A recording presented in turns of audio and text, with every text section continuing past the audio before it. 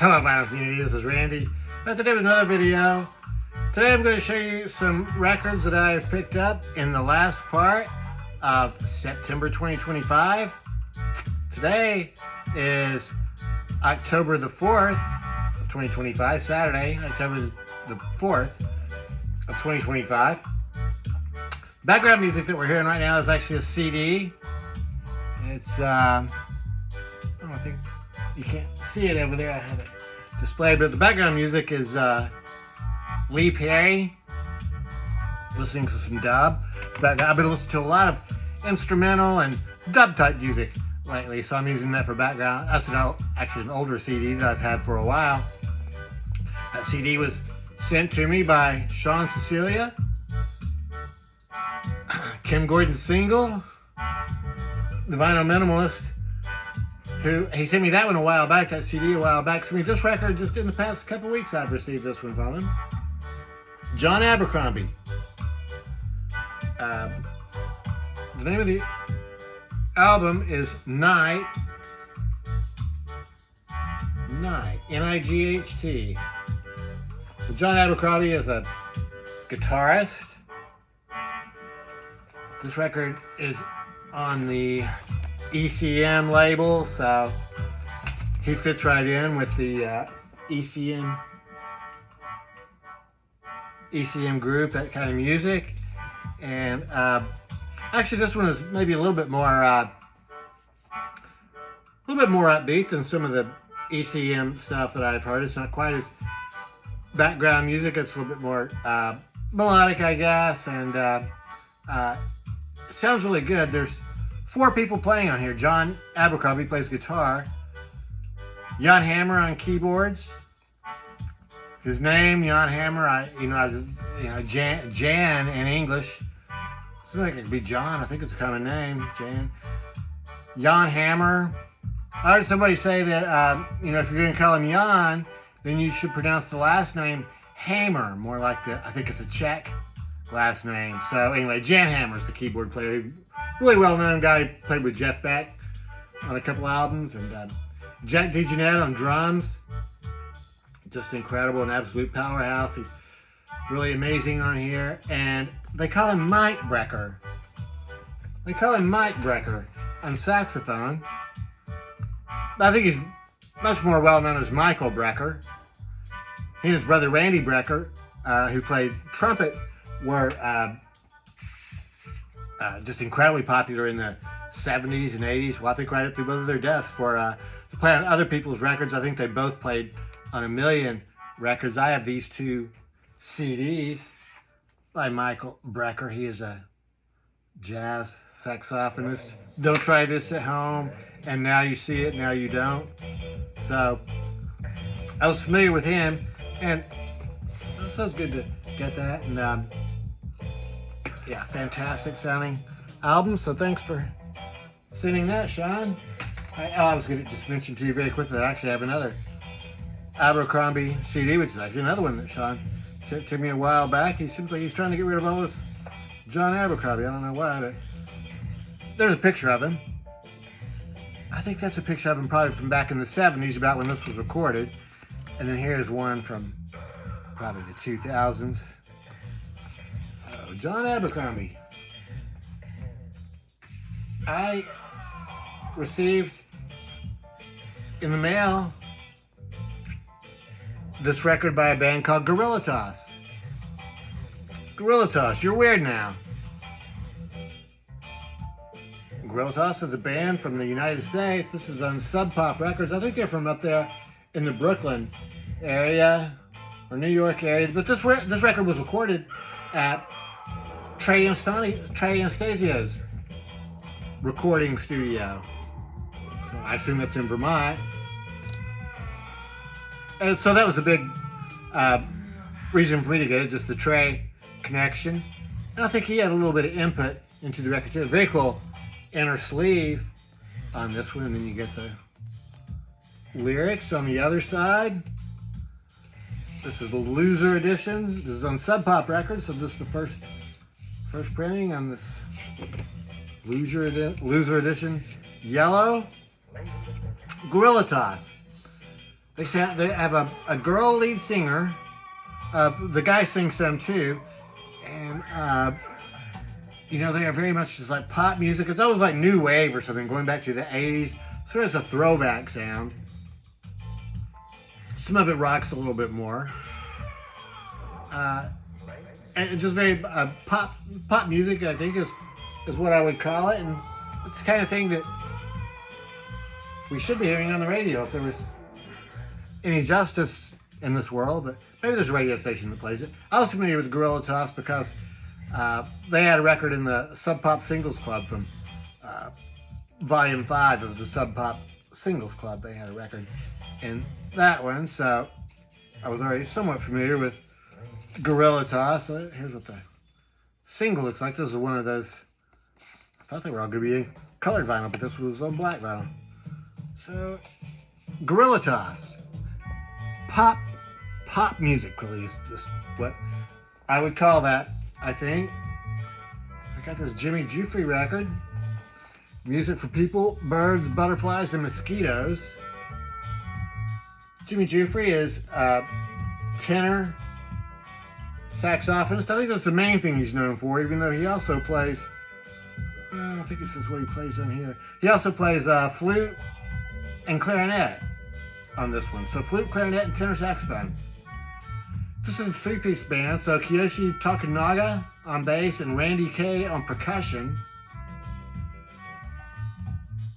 Music for people, birds, butterflies, and mosquitoes. So he'd taken a 10-year break from the early 60s to about 1973 when this was recorded. Decided to go back into the studio and recorded this with his band, the Jimmy Giuffre 3. And the title of this album, I think, is really a very quiet album, very contemplative, and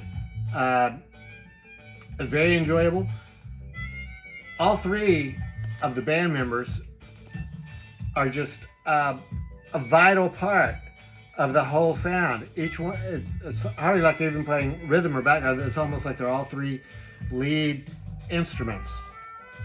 Each one really quite intense and adding something to the songs. So, yeah, these are all instrumental songs. And, yeah, it's a very, you know, I would probably, I guess it's kind of like some laid back jazz. It's hardly jazz, just very, very sparse sounding. This is on Candid Records. This was originally recorded in 1971, I think, and then this is a 2023 reissue on Candid Records. Jimmy Giuffre. Outstanding. Got this. Is this Frank Zappa? This is Mothers of Invention. So, Mothers of Invention record. I wasn't sure if it was Frank Zappa or Mothers of Invention, but it's a Mothers record called Uncle Meat. I got this one out of the used bin. Glad to find this one. I think this is a 1969. I'm not sure really if it's from 1969 or so, but I think it might be. It seems to have this original cover, and then it came with these inner sleeves. And looking at it online on Discogs, it looks like there was another insert or even a booklet inside the original. I didn't get that, but I did get the two inner sleeves. And on this one, Frank Zappa is talking about, we make records that are a little different. We present musical and sociological material which the important record companies would probably not allow you to hear. Just what the world needs, another record company. So I think he's just talking about the fact that they, Bizarre Records, which was Frank's label, released something more unusual, I guess, sounding records. And this one is really excellent. I had been streaming this one for quite a while before I came across this used copy, so I was glad to find it. And I guess this is a soundtrack to a movie that was never released. And it has lyrics and words and explanation. Features Susie Cream Cheese, I think, in the second track, The Voice of Cheese. And so there's vocals on the first three sides. Side 4 It's all King Kong variations. So is there a song in here called King Kong? Well, it looks like there's not a song before that on the album called King Kong, but I guess on side 4, it's King Kong itself was played by the Mothers in a studio.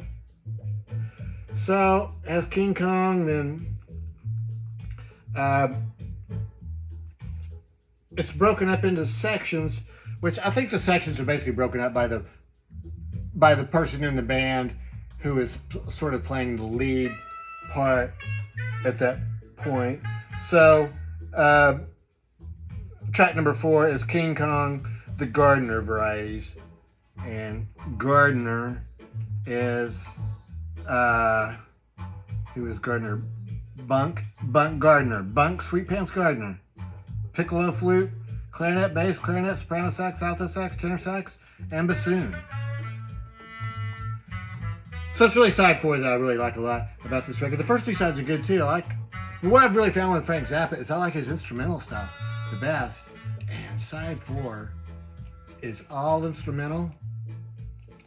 Variations on King Kong. Yeah, it sounds excellent. So I think I already showed you the label on that one. Bizarre Records. Both of the inner sleeves. And it's 2 records that both of the inner sleeves and records are the same. I got this record from Jazz Dispensary. This kind of thing I was talking about. I've been listening to instrumental and some dub type music and some hip hop instrumental stuff, which I'm not really planning to show in this video. I would have played this would have been perfect background music, but I wanted to be able to show you the record because it's on colored vinyl. So this is Dream a Dream with Studio G. This is library music. I'd never heard the term library music before a few years ago when one of the Brit people in the VC, Dale, mentioned library music. And I guess it's just music that movies and TV shows can use for background. So this is just a lot of samples of instrumental type. Well, some of it has words. I think some of it has words. It's mostly instrumental though, and these are just sounds music that you would hear in the background of a movie or a TV show. Well, it's really interesting. I really like the cover a lot. So there's Dream A and Dream B, so side A and side B. And I guess what the guy did who created this album was he went through tons of library music and created this compilation. It's cool. Inner sleeve, inner gatefold. And he talks about stitching together an oral alien massage of perfumed fractals, sea breeze orchestration, and lounge-kissed mood music. Dream A greets the morning with a hearty technicolor breakfast of melodic synergy before giving way to Dream B and the strange yet seductive promise of night's uncertainty. So it sounds like side A is designed to be listened to in the morning, and side B maybe in the evening when you're getting ready to go to bed or something like that. So I don't really sit that way, but listen in the middle of the day. But it sounds good just about any time, I think. Good background music.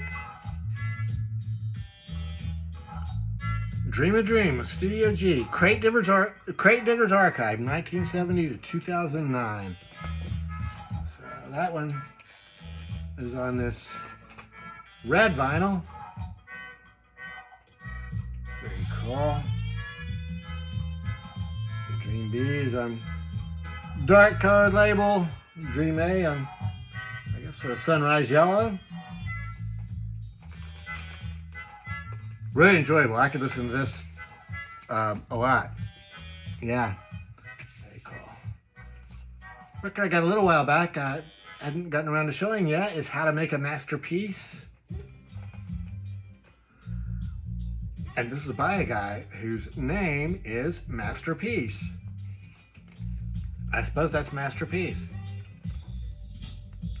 He is a guy from the UK, and this music is just really all over the map. It's mostly vocals, There are guest vocalists on it. There are female singers. There's nothing instrumental on it, but some of it's almost instrumental. Very few words. Mostly all very upbeat party type music. Good time, relaxation type music, I think. Pretty enjoyable. How to make a masterpiece. I just saw this one online and thought it looked interesting, so I figured I would give it a try. And it's good. I like it. Not the best album of the year or anything like that, but everything can't be the best album. Really cool looking green vinyl. And that one. And the last record I have to show you today is one that I just got a week or so ago. Right Now, The Third Mind. It's a fantastic album. Third Mind, probably one of my favorite bands, is actually still playing today. The Third Mind is Jessie Sykes, the female lead singer. Also Dave Alvin on electric guitar and vocals on Reno, Nevada. Dave Alvin was the guy from the Blasters, I think, in the 80s from California.